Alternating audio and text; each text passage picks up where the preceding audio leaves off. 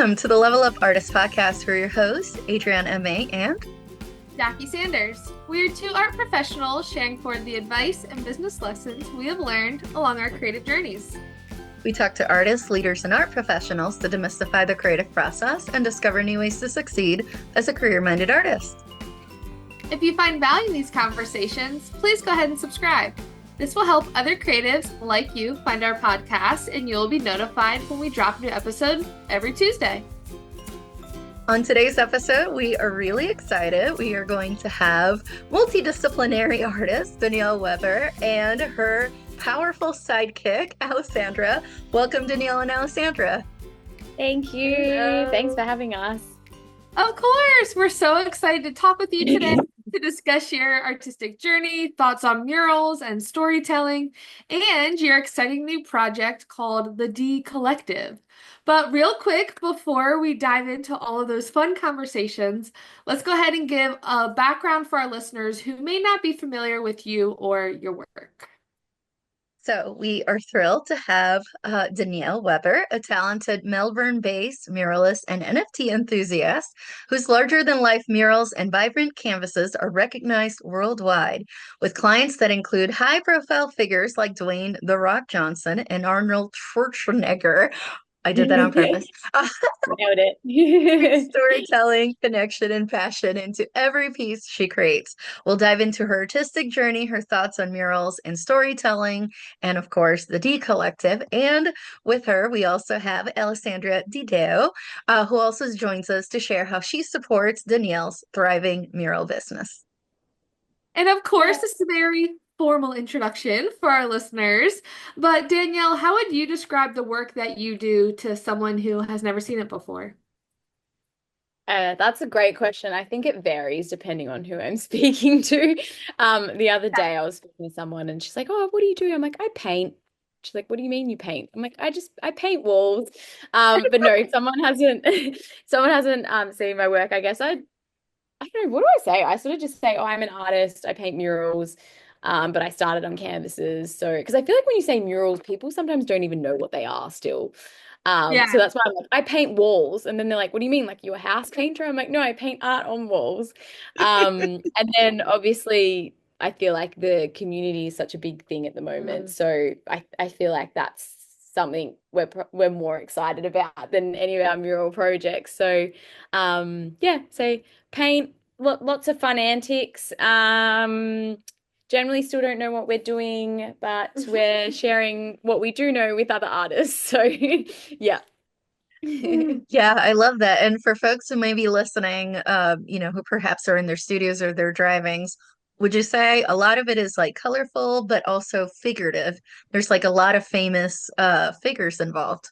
Would you say that's Yeah, I'd accurate? say a lot of portraiture. I'd say I like to have fun. So I think we've sort of been trying to channel that with the clients that we're choosing and just being like, let's do random fun, or like storytell in fun ways. I think that's probably the best way to put it. We do dabble in a bit of like abstract work. We just did a cartoon one last week. Animals. Yeah, animals, love painting animals. I think everyone can connect to like all kinds of art. So we sort of, I haven't really honed in on a style yet. So we've had fun sort of just taking on whatever aligns with us, which is great. Oh, love that. Well, with that, that leads me to the next question. Did you always know you wanted to be an artist as a kid? Like, how did you get started on your journey as a muralist? I think I was always naturally drawn to drawing and anything hands-on. So I was like cooking, or I would build the most insane structures. Like pottery was something I was always drawn to as well. But I didn't know that I wanted to be an artist. I was actually giving my partner a massage. He's like, "Oh my God, like you're really good." I'm like, "I want to be a chiropractor for a very long time." Yeah, yeah, I wanted to be a chiropractor. Random. Then I wanted to be a health scientist. So um look, it was something that I enjoyed, but I didn't think that I had, any a gift or something that I should pursue. It's probably not until recent years that I've actually realized that it was probably the only thing that I could concentrate for long hours on was painting. So I'm fortunate that it was nurtured by my family. Otherwise, it's probably not something that I would have pursued myself, which is interesting. But I got encouraged to. So yes, very, very grateful. Nice. How long ago was that you got started on murals or painting larger towards Yeah, so I murals? started painting consistently 14 years ago.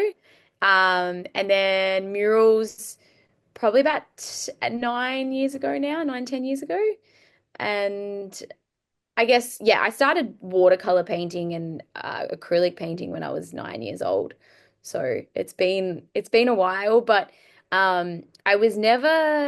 I was always dabbling in something creative, but I wasn't very imaginative. Like I would need inspiration or references or um I would like copy my brother if he was drawing something. So I guess I just honed in more on the skills rather than my, I guess, imagination. So and just taught myself how to paint. Nice. Yeah. Yeah, I love that. And I think especially most creatives have those early memories. So it's always fun hearing drawing and painting with your brother type stories. And then, of course, seeing the scale of work that you're doing now and the types of clients that you're working with.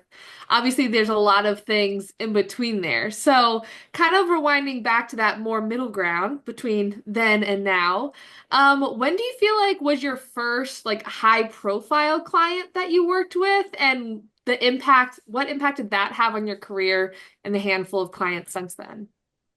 That's a great question. I think it would have been 2015 when I had an encounter with The Rock. I wasn't commissioned or anything, but he had seen a piece and then I gifted him a piece. So it wasn't, I guess he wouldn't really call it a client. It was more like a friendship and just like an appreciation exchange, I guess.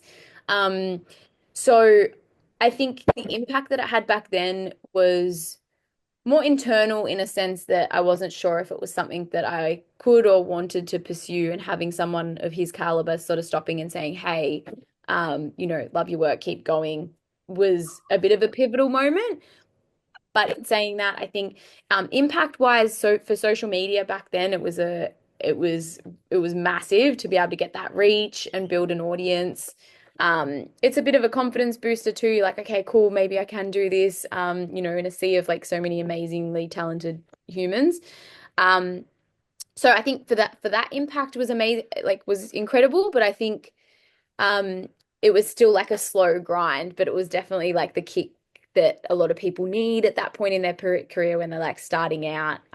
So yeah, it was very encouraging for sure. That's so cool. And for clarification, I guess at the point where he saw the piece and then you gifted it to them and you guys kind of built that friendship from afar, even just like feeling Yeah, that stamp of approval, so to speak, that we try to say that we don't need it or want it, but it definitely helps on the creative journey. Like, where were you definitely. in your career at that point? Were you doing it on the side? Were you selling pieces full time? Were you juggling five different hats as we often do as creatives? Where Yeah, were you at that point? really good question. I think that's probably like a crucial bit of information that I always forget to touch on.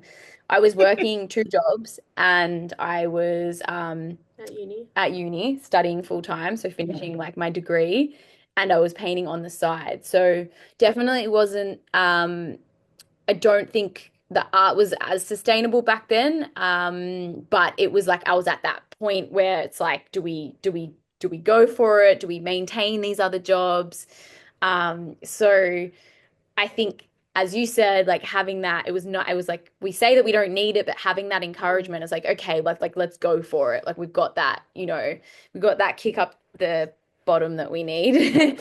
Yeah, Um, I feel like yeah, especially at that point in your career where you're kind of like juggling, of course, your studies, a couple of jobs, and doing this creative career.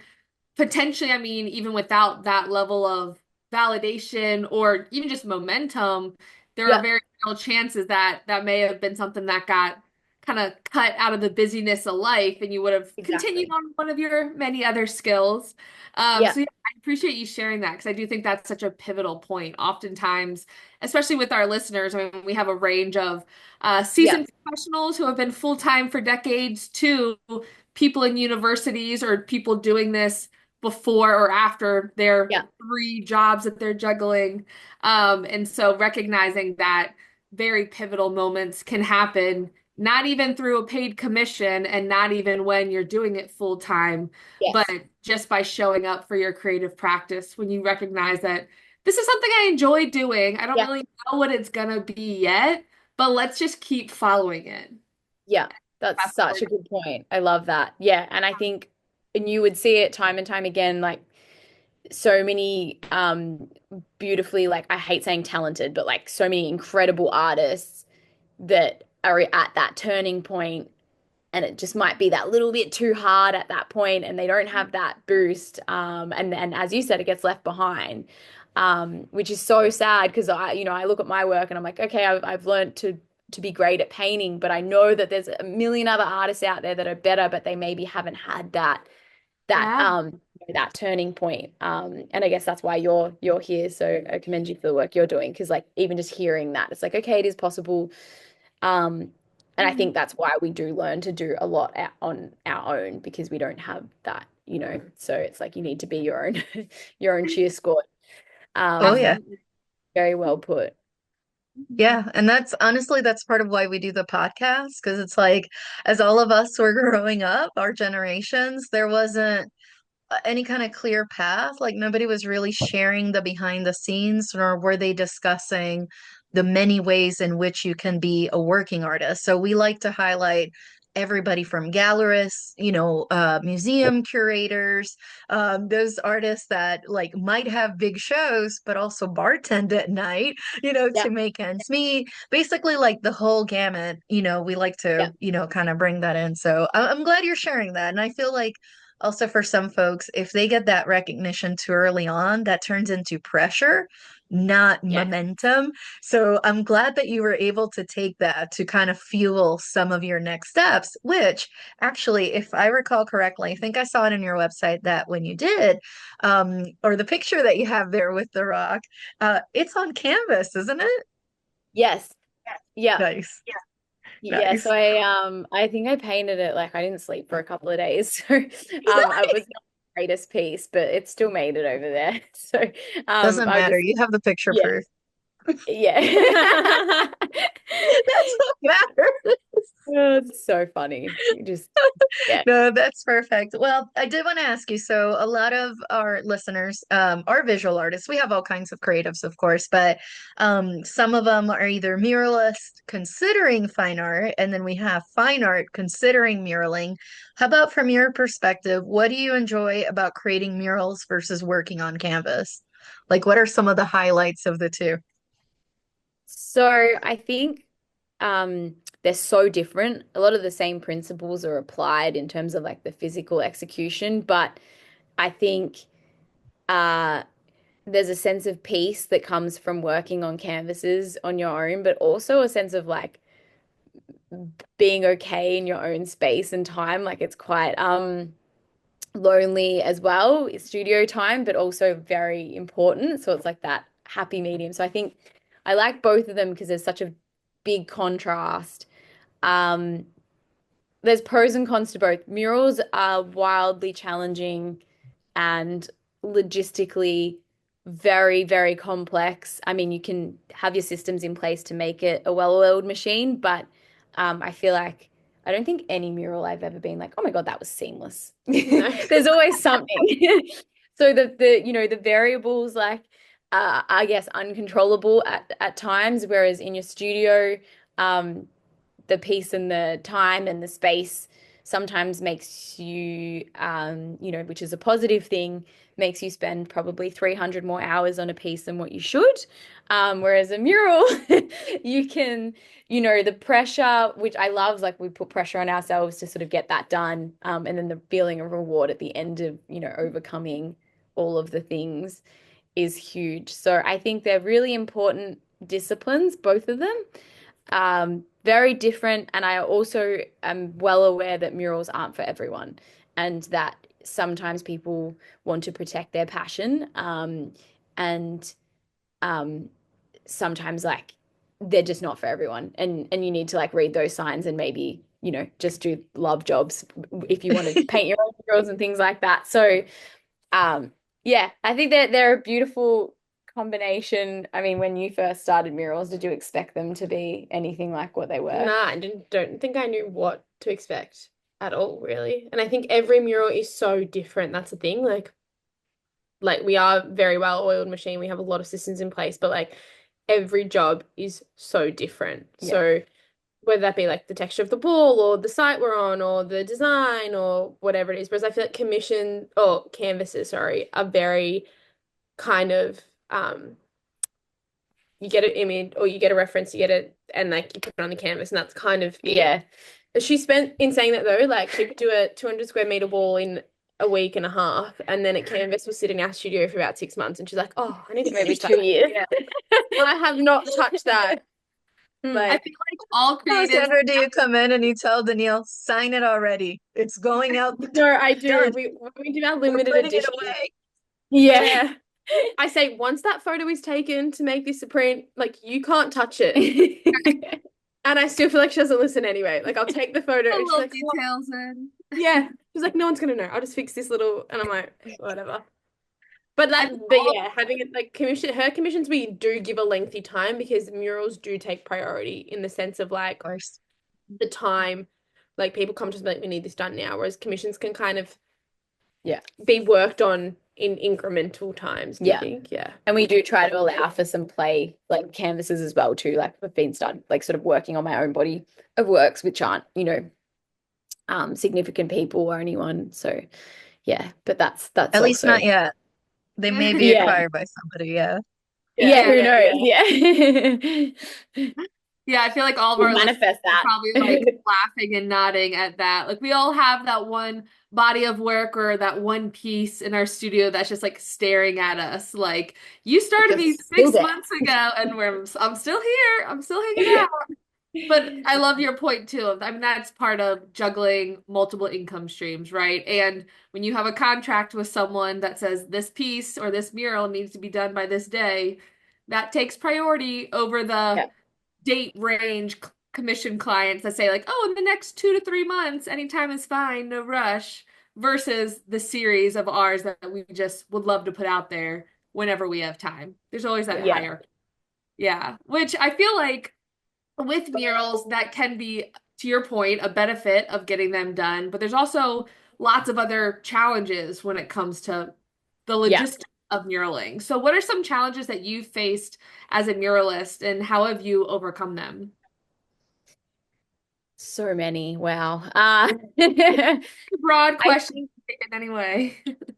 I think the common challenge is scheduling and and pricing is as much as I feel like I've really gotten to the point now where I'm like I value my work and I know that I will not do it for any less than what I deserve, which has probably literally only been in the last year or two.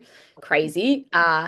So pricing, but it is still a challenge because as Alessandra said, every job is so different. Um, you know, there's just so many moving parts and you can't, I feel like a lot of people copy and paste or try to copy and paste. But I think the love that every job needs, like we treat everything as a case by case basis and learning to like understand that that is so important to not undervalue yourself as well, is something that we've really, I guess, adopted. So that's a big challenge too because they just require so much time. Um, And often that pre-paint portion of murals yeah. is like the longest process, Yeah. like the longer Mhm. process. Like the paint is like the easiest part of it. Yeah.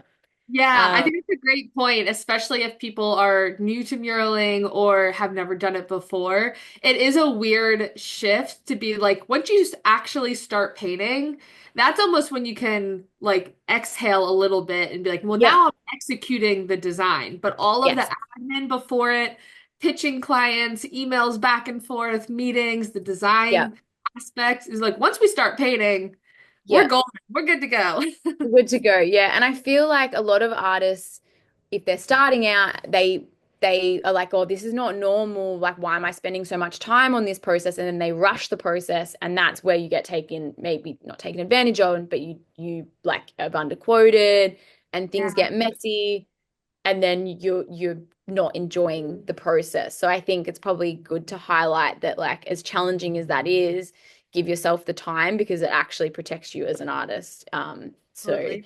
you just need to be patient with it, as frustrating as it is, and we just want to paint all the time.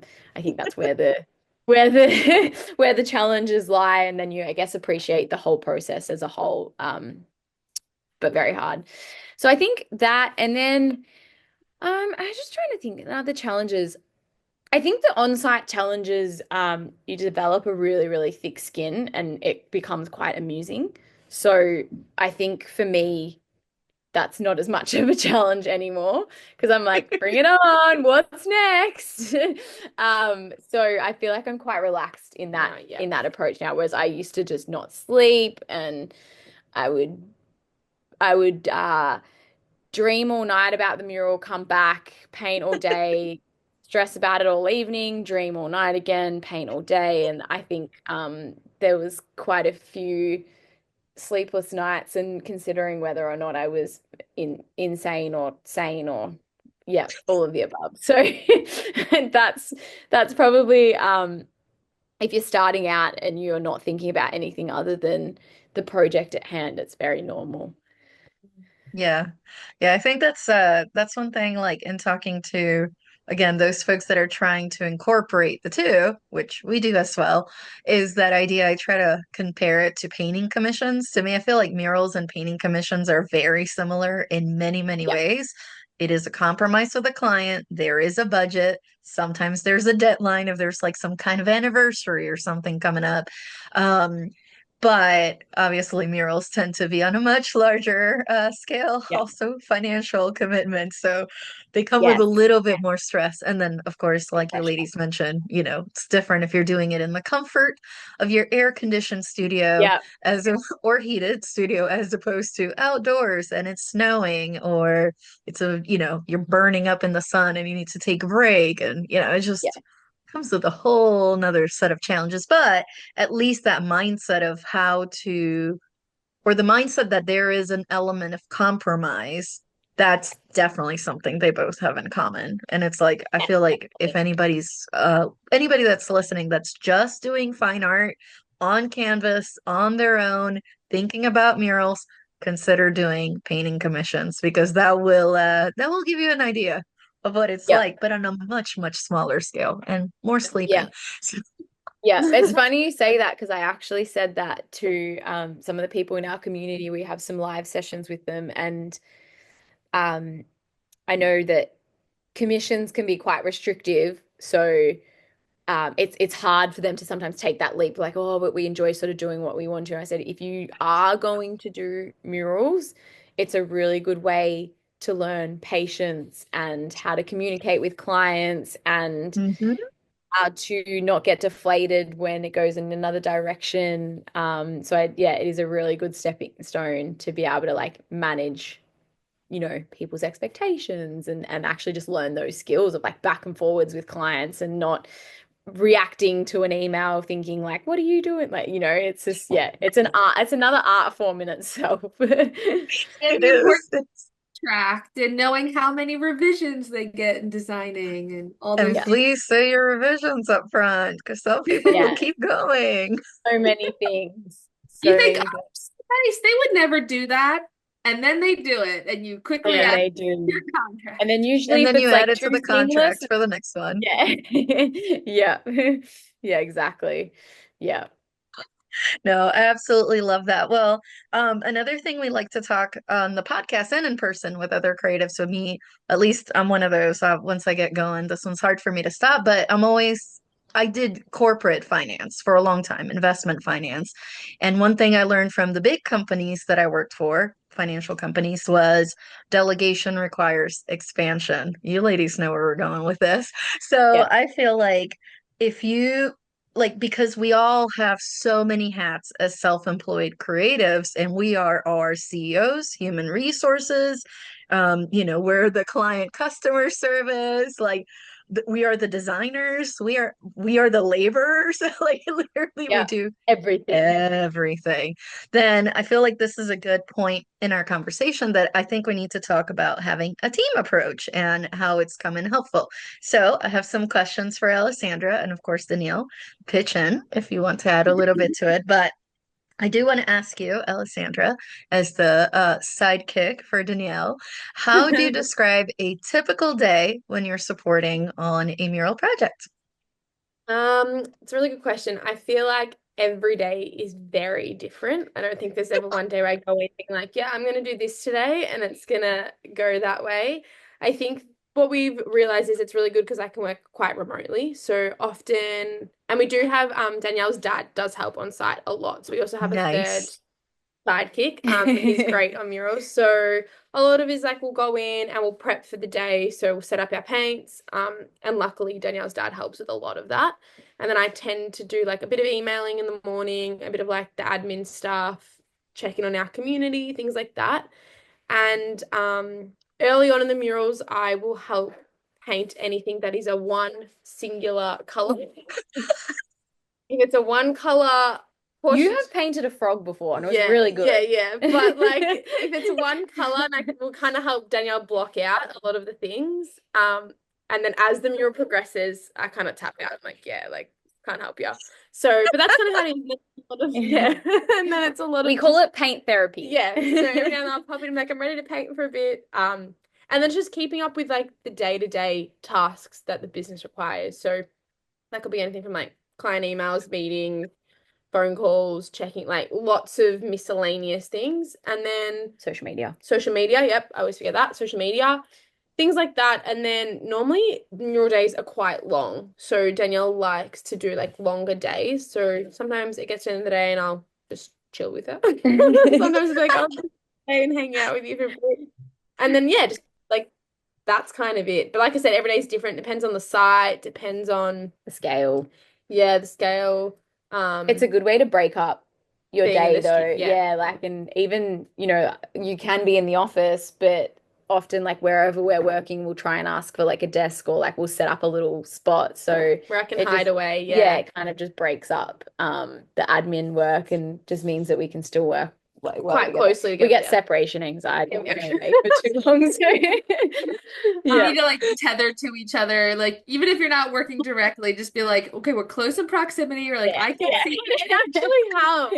It actually, because sometimes even like if I'm working from home or like she's on site or she's away or I'm in the studio, and often like sometimes I will while she's on mural come to the studio because things need to be done here. But it's like it is easier just even if it's like I just need to ask her something quickly or things like that. So no, Yeah. but mural days are good, and we tend to break. We've gotten better at doing a mural and having a week between or a week or two between murals, so that we do get a bit of studio time. Not going back to back. Yeah, like we're not burning out on site, especially Danielle. So yeah.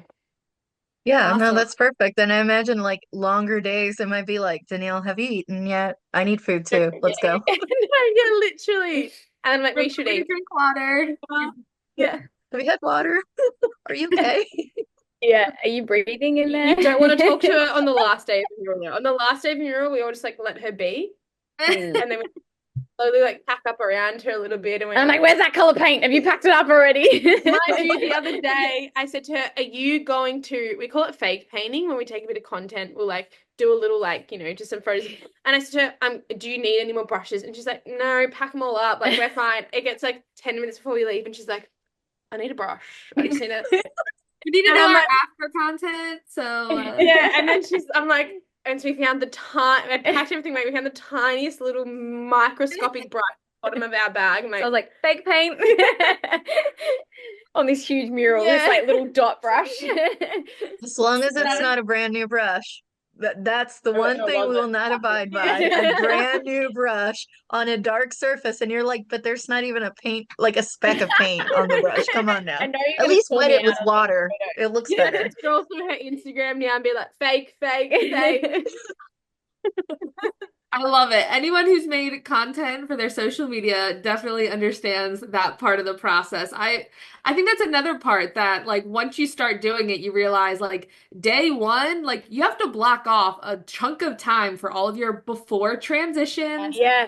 content of the white wall, and then the last day you're gonna either come back at a later time or like that last part is gonna be the after transitions. And that's Yeah. it looks like a 6 second reel where it's 3 seconds before and three after, but the different takes, the different angles, getting your checklist. That's where having Yeah. an assistant is very helpful to Yeah. make sure you get Yeah. all those things done because yeah, when you're in art making mode, that's not always the same as marketing mode. No, Um, and you no. realize like, It's oh, whoops, I didn't take any progress footage or any pictures of this entire job. It's almost like I it never happened. didn't. Like Yeah. we both didn't. The last one we did, we're like, oh my God, we got no photos. Because this room is so small and like it's all block. This one just happens to be all block colors, so we could do a lot of like assisting with the paint. If you want to see Yeah. a painter, she's fast. But like, so we're both like honed in and got to the end and we're like, oh crap. We're like, we've done nothing. Uh, It happens. It Still happens. happen. Yeah. Happens. Which you kind of already answered this, but to go a little bit deeper, Alessandra, for how do you collaborate on planning and executing those large murals? Obviously, you talked about being more involved on site at the beginning of the painting process and then kind of transitioning out if it's more detailed. But what are your like key responsibilities for larger mural content or maybe like that starting admin portion of it? What are your key Yeah. responsibilities for that to assist? So I think it's evolved as I've been in the business a lot longer and like can understand the logistical things. I think when I first started, it was very like Danielle takes care of it. So a lot of it is we both meet with clients, we both chat about what to quote now. I think we both kind of will be like, what do you think? Like, what are our thoughts on that? So Danielle does the final quote, but we kind of brainstorm or like work together to figure that out. And then a lot of it, like I do a lot of the reference hunting. So when we're doing a lot of murals, a lot of the reference hunting, we both do a lot of the design process. So even if it's like me just cutting out things for her on Procreate or starting a kind of base design and then she'll tweak it, things like that. And then putting together a design brief for the client or a concept brief for the client. We also have just implemented a form that we send to our clients to help us make the process a little bit more streamlined because often clients come and be like, I don't really know what I want, but I want something. So we kind of send that over. And then it's a lot of like, yeah, back and forth with the clients. And then once the design process is done and the mural's finalized, Danielle takes over with like the color matching because it's not my area of expertise to have everything to do. That's okay. That's okay. Yeah, the pre-process. And then obviously we print off all the designs, we laminate the designs, getting like make sure we have big files on the iPads so that we can look over, sending them to our phones. I think that's a lot of like the little things that people don't realize you want to do pre-site because getting to site might not have internet, might not have can't airdrop, can't like have your photos aren't downloading. So Yes. Having a printed laminated version on site is so Yeah. helpful.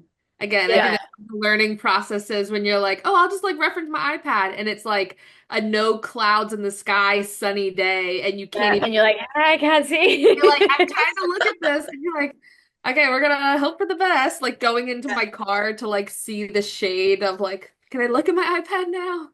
yeah, exactly. I think Yeah. that's something like as I've learned too, all the little things and even simple things is like when Danielle sketches up and like being knowing whether we like because Danielle will project often when it is like indoors because just I know a lot of people are also like, oh, you shouldn't project, but it's Oh, work smarter, not team harder. project.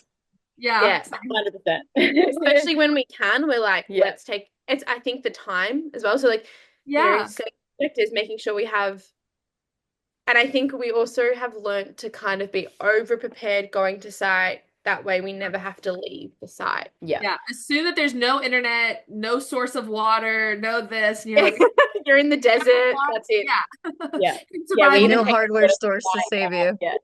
Yeah. Just so I think that's kind of the process that we have at the moment. Like as I said, my role is always evolving. So the more Mm. I learn about or the more I'm in it, the more I know. But I we I yeah. think you're very good at vetting clients now too. So I won't get on a call until Alessandra's had an initial conversation Yeah. with a client, which is great, which has probably been a Yeah, more recent I forget thing. about that. Yeah.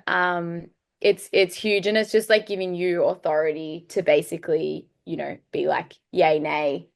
We can get a pretty good vibe straight away if like it's something that will Yeah. be.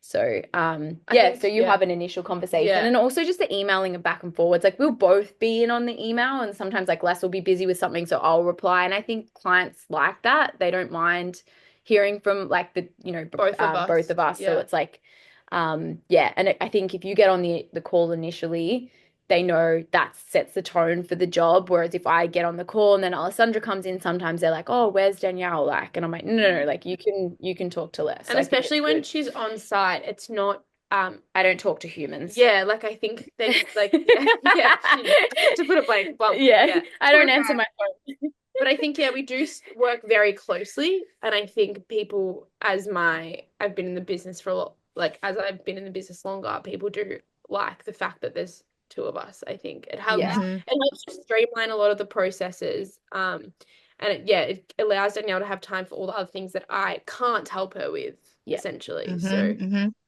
there's still plenty I Yeah, and that cannot. gives it more of an agency feel, yeah, mural agency as opposed to, solo artists. What if they disappear on me? Which is ridiculous, but some clients obviously worry about that because some yeah, artists, are flaky. So there's that. yeah, But most of yeah, us on this phone call slash episode, we're all responsible, so we would never.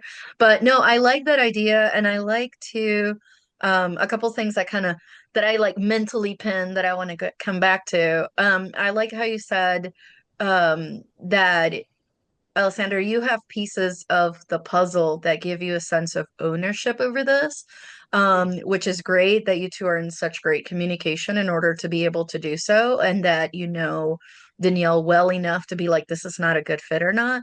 And I do mm, have a follow up with that. But the other thing that I did want to mention that I thought was really interesting and it's something I learned from painting commissions that then I applied to murals and has been a lifesaver. If you don't fill out the inquiry form, I'm going to verbally go through that mural inquiry form because there are some clients that are like, your artwork is really cool. I don't care what you put together. I love it. And some of them do mean it. And I'm not saying the others don't, but some of them, once you start talking to them, they're yeah, like, but what about a landscape? But what about an yeah. animal? But what about and it's like, but then they want to add everything. And I'm like, this is going to look like a 1980s collage high Collage. Yeah, schooler thank you. I say album that thing. all the time. Less is So like, more. when you say that too, that is hilarious. I'm like, it's going to look terrible. Yeah, I mean, it could work. yeah, It could work. Don't get me wrong, depending on the artist style, right? Some people do make it work. Me personally, no. I'm not gonna fit that much stuff in. Like we all have yeah, like different yeah, things that we have preferences, if you will, whether it's a style or more of an aesthetic preference. And so I found like super helpful that yes, they need to go through an intake form or type of process to then be like, and also we need to talk money, because you could have yeah, giant dreams for the side of your giant building. And if you're like, I have 1,000, no, we're going to no, make something very small if we really, really want to do it. But it helps to have that conversation early on. So I'm glad that you're both double teaming on this, so to speak, to be yeah, able like, maybe if it passes one of your filters, it won't pass through both of your filters if Right. yeah, it's not the right fit. yeah, definitely. Yeah. Yeah. Excellent. And And with that, I did want to ask, how did you two meet? Like, how did this get started? This is important. Sorry, like important bit of information. I'm like, I can't believe we haven't asked it. How did you meet? Danielle, it was during COVID, and obviously Melbourne was in like one of the biggest lockdowns in the world. Um, and I was actually working in hospitality, and that industry really was very different to how it had been for a very long time. And I think I was just at a kind of turning point, and Danielle had posted on her Instagram saying, I just need someone to help with admin like 3 days a week or something. And I had been following, I don't even know how long I I'd asked been. you that the other day. Yeah, but I'd unfollowed her last year to check something. So it says I followed her last year, and I was like, I don't know. So Well, we all followed a lot of people during COVID. We don't really know how Yeah. their feeds, but you don't question it. Yeah, I feel like I've been following her for ages, and I just kind of took a punt, and I was like, what have I got to lose? Like, I'm really hating hospitality at the moment, and just being in lockdown. And then she reached out to me, and it didn't happen at that time. And then a year later, we kind of come in and out of lockdown a few times, and I actually got offered a job somewhere else. And then within that week, before I accepted it, Danielle was like, "Do you want to go for like, do you want to have an interview?" And the interview was like us just having a coffee in the park because we couldn't go anywhere or do anything. And then she just like, yeah, that's kind of how it happened. And I didn't take the other job, and I took this job, and that was basically it. Now she's been full-time babysitting since then. Yeah, so part-time to maybe 3 months. Yeah. And now I'm with her. So I was part-time for 3 months. And like I said, it started off as just admin and like very minor things. And like as I've just, and I think that's the thing with artists too, is it's like it it's in an industry that you can't kind of like have a blueprint. Like you can have a no, like it's not like you said before, not cut and paste with every job. It's not cut and paste with everything that we do. I think everything is a case by case, and being in it more. And I think working so closely with Danielle has really helped to understand that better. So we can put like blueprints in place for certain like steps, but like not for the Whole business thing, as a whole. yeah. That's why some business coach come in and they're like, oh, do this and do that. And it's like, oh, it doesn't work like that for our industry, like it's not, we're not cut from the same cloth. Yeah, and we touch on that a lot on the podcast too. Like you can have your 6 months goals, your 1 year goals, your 5 year goals, your 10 years, sure, but you also have to, I think in our industry especially, be open to those opportunities that come up that you didn't expect, or your reaction to a creative opportunity to where like, you know what? I built my 3 year plan off of this entire income stream. And I've been doing it for 4 months and I actually hate it. So we're not going to do that anymore. We're going to pivot. We're not going to do that. Yeah. Or there's a subject matter that you're like, I got this weird commission of this subject matter and I actually love it. Like I want to really target clients like that, to where other industries, obviously they have somewhat of equivalence of a target client or something. But I think especially as creatives, so much of it is following that energy that you really can't plan for. And so that's an element, is also constantly reassessing, reevaluating, trying not to get shiny object syndrome, but also open to expansion of what more can I be doing? What more energy can I be putting out there? And how can I lean on other people, team members, or my community to do that? Yeah, exactly. Yeah. Oh, That's she teed it up perfectly, Jackie. So much. Yeah, I was just like, yes. I was like, yes, yes. Let's talk about it. So well said. Love We it. do need to talk about it. So, what led you to create the D Collective, and what do you hope to achieve with this community? That's a big loaded question. I love it. So I think it was actually during COVID. I had a lot of time to look inwards, and I like reflected on my journey. And it was quite a lonely time during COVID. And I guess I realized that through like the conversations that I was having with artists, I think like a lot of people started creating during COVID, and a lot of people were reaching out, how do I do this? How do I do that? And I've been mentoring a lot of creatives one-on-one, for the past 10 years, and my DMs are always open. And I realized like how much of an impact that was making. So I was like, how do I actually do this? Because it's becoming quite, I guess, like tiring for me, like replying to people one-on-one and trying to help everyone. And how do I do this on a scale to make it more impactful? But in turn, and I guess I've only really realized this as the message became clearer, I would ask other artists questions and they weren't as forthcoming with information, or, there wasn't that help around. So I was like, what did I need when I was first starting that I didn't have? And, when I first started looking into it, I was like, okay, do we do a course? And then I was like, hang on a second, that's not how we learn as artists. Like courses, the retention rate, and I was looking into it and I was doing surveys. I was putting all these surveys out to artists being like, hey, can you answer these questions? I want to understand like what you would need. I used to think that it was they need to know how to paint. It wasn't that at all. So it was just a huge, I guess, process. So I started it maybe 4 or 5 years ago, started researching, started looking into it. Um, it became clearer, I guess, when we worked closer together. And I hadn't pulled the trigger on it, and it became clearer that it needed to be a community, and a safer space rather than a one-on-one learning experience or like course in as such. So somewhere that people could have conversations, they could help each other. And then also putting the onus on like other artists to then help, because it shouldn't just fall on a couple of people doing that. So I think that became a lot clearer too. And, I've seen, even just over the weekend, I've seen a few people, getting a bit upset by people who are charging for courses and things like that. So then they're starting to now offer coaching. And I'm like, that's exactly what we want. If you're seeing things that are upsetting you and now you're doing it, like that's the ripple effect that we want to create from a community like this. So I think yeah, that's why we started the D Collective. Essentially, it was something that I didn't have and I really wish that I did.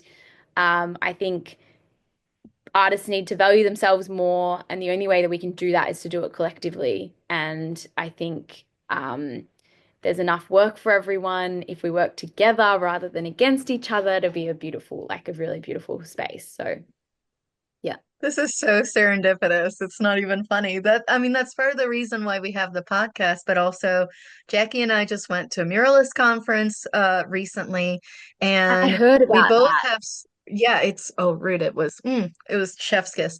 But 70 female muralists in the same Oh, conference so room. You good. can oh, it was if they do it again next year, which I'm pretty sure they should, you girls should fly over. Okay, It yes, was yes.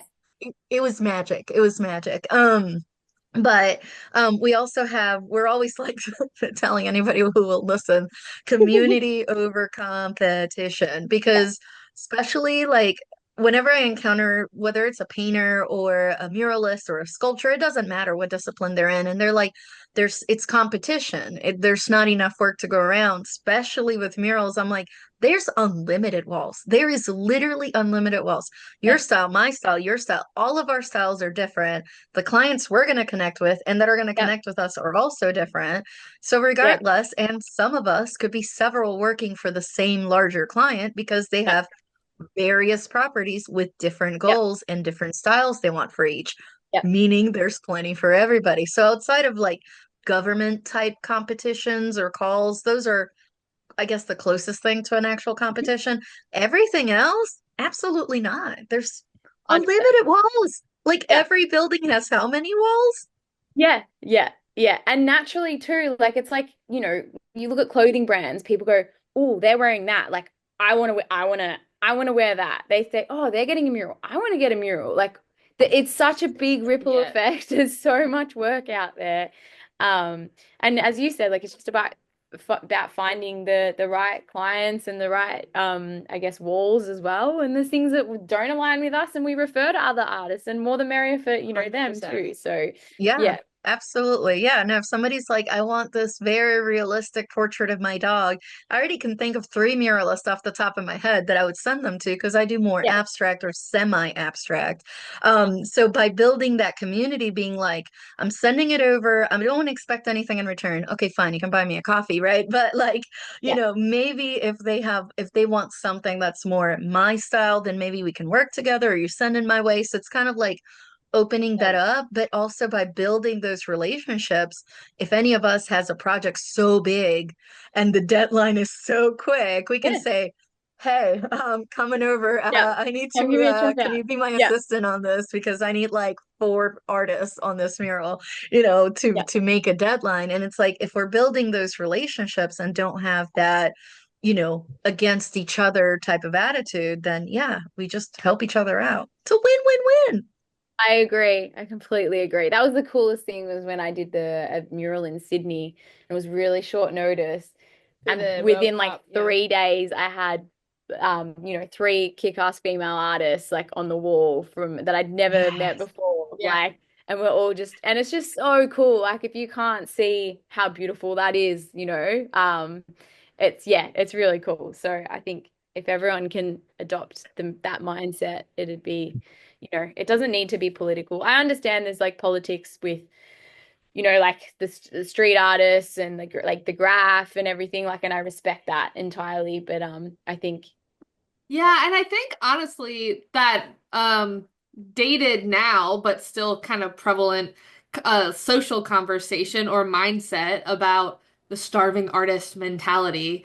I like to think that people are starting to overcome it as more entrepreneurs are kind of like making their way into not just the arts industry, but all industries. That was definitely a ripple effect, I think, of COVID, a launch of a lot of entrepreneurs, a lot of small businesses. But I think getting out of that scarcity mindset for artists can be really difficult just because if they're not used to getting any opportunities, yet alone a lot of them, they're like, well, this is my one shot. This is my one project to make an impact. I don't know when the next one's gonna come. And so we can get stuck in that kind of starving artist mindset. So how do you feel like the community that you've built and the mentorship through that community would help artists overcome that mindset? yeah, that's a good question. I'll let you t tap into this too. I think knowing that I was like there and I didn't value myself at all. I actually have to be reminded, like you have to constantly remind me, like, hey, what were you thinking or feeling at this point? I Yeah. think it's I think it's a collective approach, as I said. It's like if everyone's charging more, there's some artists who do a really good job of like actually sharing what they charge and things like that, and just taking that stigma away from being like, oh, I have to I can't share this or I can't charge this. So I think, I mean, yeah, it was a good question. Hi, like, how do you get them to overcome it? I think realizing that you are a niche, like, not everyone can do what you do. Like, you are unique. There's only one of you. So that in itself, there is like value, and you have to learn to understand that. That comes with confidence and experience. And like the power of saying no too. I think that's really, really important.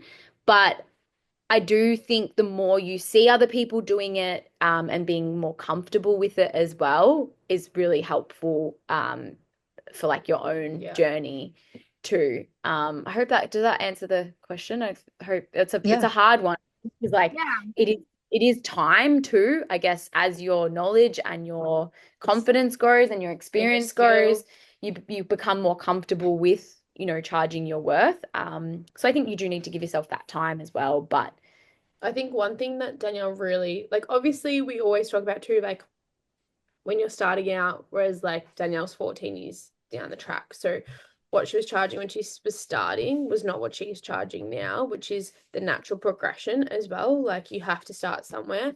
But one thing we always say too is one thing that you always say, especially, is you have to be comfortable with what you charge, whether that be $1,000, whether that be $10,000. You have to be okay with it because you don't want to become resentful. So I think Hmm. that's like the biggest thing in overcoming, I guess, that starving. I like that mentality is even if it is only $1,000 for a commission or $500, like if that's where you're at and that is enough for you, that's all that matters. And no one should be expecting you to do things for free. Whereas there will be jobs that you want to do for free or that you want to gift or that you want to do, but that has to be, your choice. Yeah. And I spoke to an artist the other day, and I was like, oh, like he's just starting out, and I was like, oh, and like fair enough, he's just starting out, but he was just like, oh, I've done like a couple like logo things, and I go, oh, have you been paid? And he's like, oh, they just like will give me like free tickets to an event. And I said to him, at the end of the day, like everybody that is commissioning you to do that is getting paid. The person that's giving you the tickets, the person at the door, the person at the concert, the person, like, Yeah. you also deserve to be paid because your work is valuable. So I think that's another thing that I don't know. It's a tricky question, but I think that it's just the mentality of like your value. You have to value yourself as well. So Yeah, perfect answer. I mean, we know muralists that will do trades. So they might say, I go to the hair salon or I get massages and I did a partial trade, for, a future discount, right? Or a yoga studio and I got free membership for a year in order to do this mural. It's like as long as it's in alignment with something you want, it's okay to do, or a nonprofit you really care about, or a charitable cause you care Yeah. about, that's fine. But I think that's the other thing in, being generous about sharing the information. There's artists that don't know this, and unless we share our experiences, like they won't know if they're getting taken advantage of or not. Like Yeah. that's something that I love in the various network of artists that I have in my life. That if there's something that sounds a little too good to be true or there's something off about it, I can literally run it by somebody else and say like, Yeah. the pay sounds okay, or maybe it's a little lower than what I want. What would you charge for that? Or what would you Yeah. trade for that? And sometimes somebody will go, I've heard from this client, they steal Yeah. stuff, which again, most clients don't, of course, but they might be like, no, they already asked me and they asked me to do somebody else's design, kind of situation. And like by alerting each other, it's like, uh-oh, don't work Flags. with that one. That person's trouble. But Yeah. if we don't share it with each other, the good, the Yeah. bad, and the ugly, then like other people are going to fall trap, to the people that are predatory about it. Yeah. And it's like, we help all each other out if we just share. Yeah. Yeah. I think that's probably like one of the most beautiful parts about what you're doing and other artists who I know are doing podcasts. It's like even if it helps a couple of people, then it's like it's very impactful. So I think it was hard like ethically as well for me to start the community. Like it's the one that we've got that you're in is like free. We will start charging like a small membership fee. I think it's like For new $8 a members, month for yeah. new members. Because at the end of the day, like we like it's A so costly to costly. run. It's crazy. And I know that like people generally when they pay something too, they value it more. So even if it is like $8, it's like, oh, well, I'm paying for that. So I'm gonna like engage and get something out of it. We know the ripple effect's bigger. So I wish that I had bucket loads of money to, fund like we have bigger goals for it that we want to put back into the community as well. So Definitely. we just know that an impact really generally comes more so at a bigger scale. So what you're doing, like you could get more ears listening, and stuff like that. So yeah. Yeah, exactly. And as Adriana mentioned earlier, that's really was like the founding of our podcast with the ideas of community over competition. Like if one artist told me this material or this trick or this marketing strategy, like I'm going to tell everyone I know about it Yeah. because Yeah. like I'd rather them know and then we compete for the same opportunity and then one of us will get it. Or Yeah. just having that scarcity mindset can also just be very isolating. Very limiting. More so leaning into that idea also of just like sharing it forward because so many people were so generous to us with providing information that to your point, even if I'm not at a level 10, even if I'm at a level 4, there's a lot of people at level 1, 2, and 3 that I can share information to. And then eventually, when I become a 5, then I can lean down and help the 4s up to level 5 with me. Yeah. Um, is kind of that magical community part of it. Yeah. But I also love that you touch on too, both from the community standpoint, but also from the funding. And ideally, we'd all be able to fund every creative idea and project that we want to do. Obviously, as both an artist and a business owner, how do you tend to juggle the business side of your career with the creative aspects of it?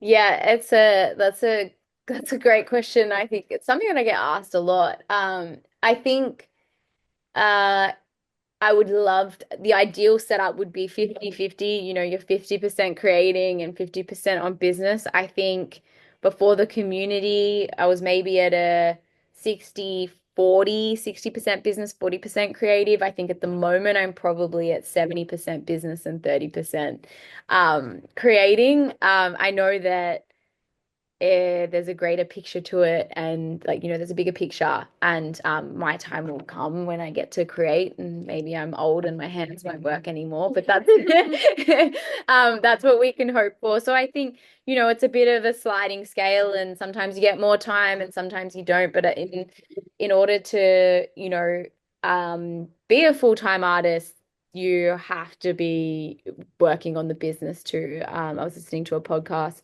I think it was Tom Darrow. He's an Australian artist. He was saying that if you want to be a full-time artist, then you need to work on the business. If you don't want to do that and you just want to play, you need another like job. You need like you be doing it on the side. So I think the thing is too that money and finances is such a touchy thing, but it's like in order to do what you love full time, you also have to be realistic about the fact that like you need money to live. yeah, So and you need those things to run yeah, and be successful, because then that's how you get at like otherwise you are just that starving artist that is doing something you love for not very much, and it yeah. don't you? Yeah, 100%. And I think, I used to find it really hard to charge for my time, especially like, I've done some one-on-one coaching and things like that. But it's like, hang on a second, what are we trying to instill in other creatives? And if I can't value my time, then how do I teach other people to value their time? So, we have the D Collective, and we have a D Collective studio, which is like more intense, and we do two Live live sessions sessions a week with us. And so it is like one-on-one, but very intimate, like coaching. And we charge for that. And it's, maybe it doesn't align with everyone, but how do we break that stigma that we speak about? How do we change, the way that we think and the way that we view ourselves if I can't do that for myself either? So, yeah, so that's sort of where we're at. And as we said, people who invest in themselves and their craft, like we know that they're taking it seriously. We know that they value themselves, their time, and they value us as well. And, I think it's better for everyone. Yeah.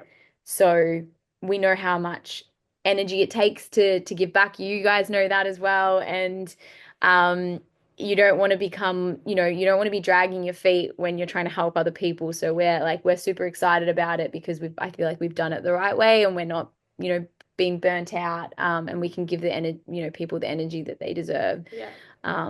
So I Yeah. mean, yeah, it's really cool. I think it's really rewarding, especially with the studio community, like the like more internet community, just being able to give our time Yeah, and watch their growth, and kind of like we're in their pocket with them, because yeah, I think that also, and everything we get from that community we just put straight back in. I think that's what people might not understand either. Nothing is just, nothing is without its own kind of giving back. money doesn't grow on trees, Yeah. like we know. Well, and Some people honestly, think it does. I'm glad that you both brought up that last point, because when you mentioned earlier, like, what are your options for business? You just mentioned the third one that we like to talk about.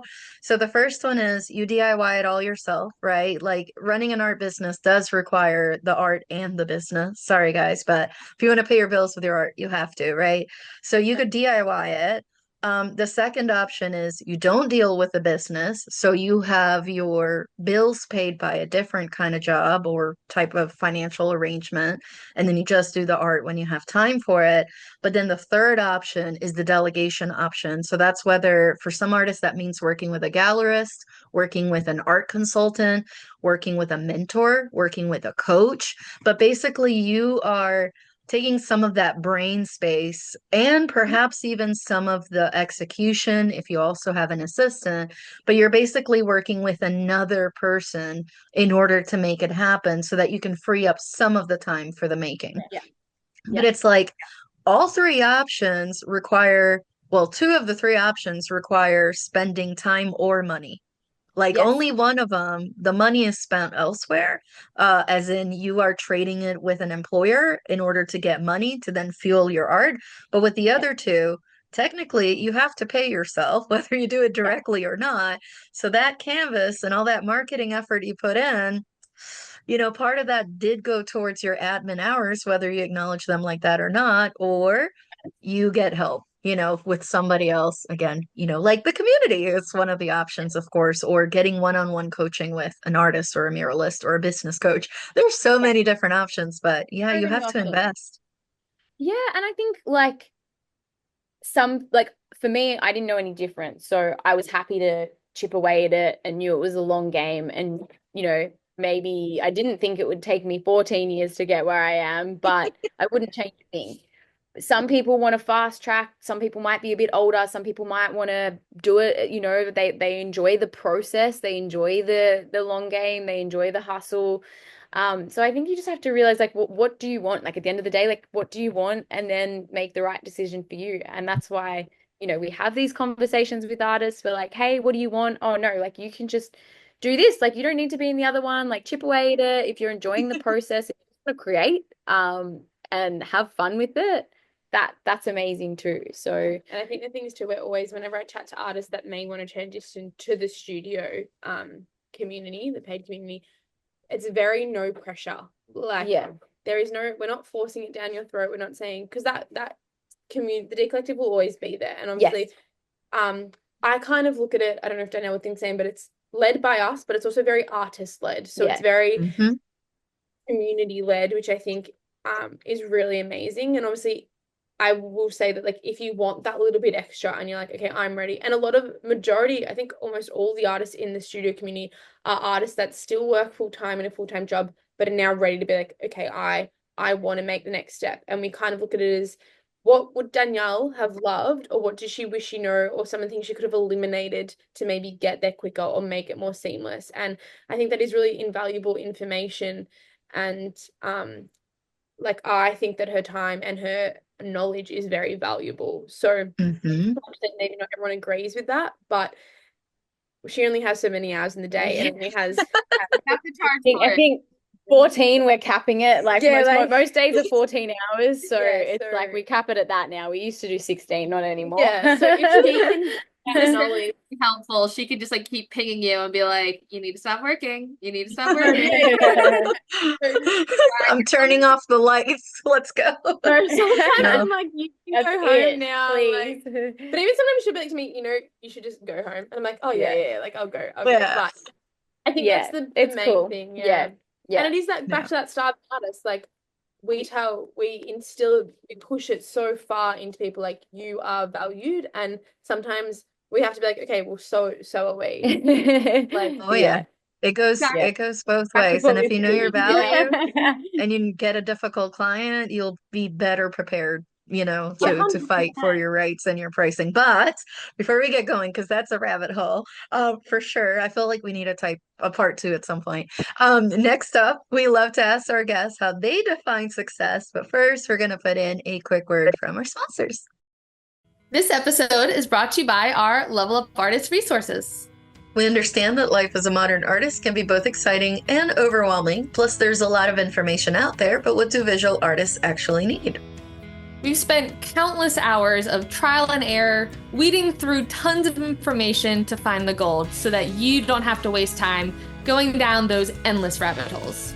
We created a library of PDF resources with bonus videos that cover everything from artist documents to exhibition prep, social media to technology, sales strategies, and artist mindset, several templates, and more. Ready to get started? Head on over to levelupartist.com/shop to level up your creative career today. Welcome back, everybody. So a question we like to ask all of our guests is, how do you define success as an artist? I love that question. I don't I've actually been playing around with what that word means to me, and I don't really think it exists for me. I think there's been moments of, where I've had, success or highlights. But I don't look at myself as successful, or I don't think that there's, you become successful and then you remain you remain that. I think you're ever evolving. I think being like happy is probably like success for me in a sense that like enjoying your process, enjoying like the challenges that bring with it, and like having like good people around you to support that and share it with, I think is really cool. But I don't think in terms of like the work or winning a certain job or working with certain people or earning a certain amount of money, I don't think that has any like holds any I guess meaning. I Can I think jump in? yeah, go. I feel like Danielle's really good at one thing I remember she told me when I first started was she tries to have a very steady approach to the highs and the lows, because just as quick as the successes or the good things come, so do the not so good things. So I think her approach of like, great things happen and we do, celebrate those wins, but we don't go, okay, like that's it for us now, because just as quickly as that comes, it can go the other way. So she definitely has a very steady approach, like level-headed approach to all the good and the bad. I love that. I think especially when it comes to feedback on our work too, like valuing the praise just as much as you value the criticism, because you just need to Yeah. keep trucking along. So yeah, I love that anecdote as well. Now, what is one piece of advice that you wish you had heard before you got started on your creative journey? I was thinking, I actually I didn't look, I don't like to look at the questions too deeply because then I like ponder them before we get on the call, but I actually had a look at that one. I was like, that's a really good one. And I speak about this with a girlfriend of mine, and because I feel like a lot of people put too much energy into caring what people think. And as soon as you realize that everyone's so busy to actually care as much as what you think, I feel like your life as a creative becomes a bit more gracious and free. So I think, yeah, we sort of say like you can be the juiciest, ripest peach, and people won't like ripe peaches. So you can't please everyone. I think you just need to do you and enjoy what you're doing, and then you'll like align with the people who are meant to align with you. So I think not giving an F a lot sooner would have been really lovely for me. And seeing like the the positives in, like, I know that sounds like really, oh, just gonna see the positives, like actually seeing like what you can take from the really difficult situations and the positives as well. Yeah. Perfect. That's perfect answer. And I may be borrowing the whole peach metaphor. That's perfect. Yeah. Um, I know. I'm like, okay, we won't get into it, but I also use food metaphors with people all the time, Love especially when it it. comes to like creative stuff. Well, it helps, the whole I can't do a stick figure. It's like, oh, let's talk about food.